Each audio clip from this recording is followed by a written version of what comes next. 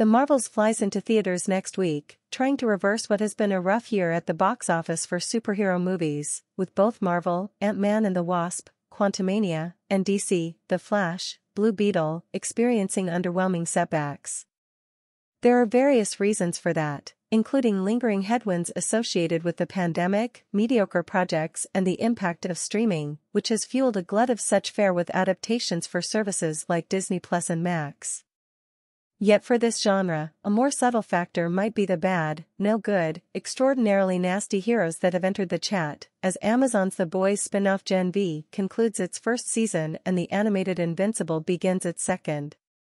Those programs, like flagship drama The Boys, clearly aren't for everyone, reveling in levels of violence and sexuality that push past anything a responsible parent would want to share with a younger kid, unlike the family viewing aspect of more traditional superhero movies.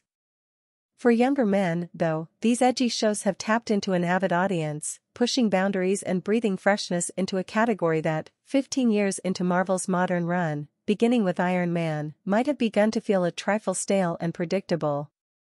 Like The Boys, Gen V has explored the corruptible side of superheroes, with its college-age characters at the appropriately named Godalkin University, GodU, for short, yearning for a place among the seven, the amoral heroes brought to the world by a shadowy corporation more interested in public relations and profits than the public good.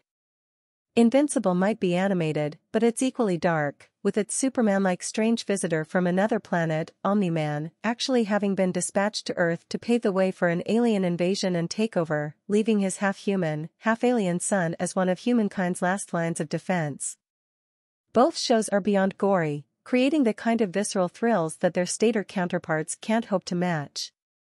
Of course, DC has delved into R-rated fare with The Suicide Squad and Marvel has its Deadpool sequel in the offing, but the Amazon shows practically exult in their rudeness in a way that reaches new heights, or depths, take your pick.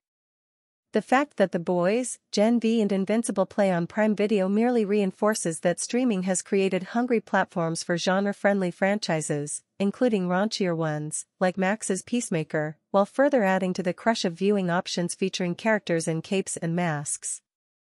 Notably, the upcoming Captain Marvel sequel derives its plural title from a pair of characters introduced via Disney Plus series, Monica Rambeau, who acquired her powers in WandaVision back in 2021, and Ms. Marvel, featuring a superhero-obsessed teenager, which kept the Captain Marvel character, or at least her universe, flickering during the 4.5-year gap between movies. Marvel hit its peak with the release of Avengers: Endgame in 2019, so even without streaming and the pandemic, a small letdown was perhaps inevitable.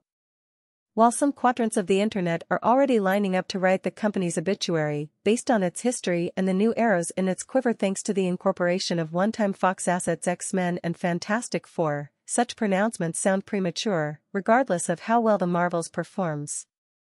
Still, if making superhero movies feel special has already become more challenging, Amazon's gleefully dark descent into the world of The Boys, and programs like it, has made the job that much harder, having to overcome not just Homebuddies, but Homelander.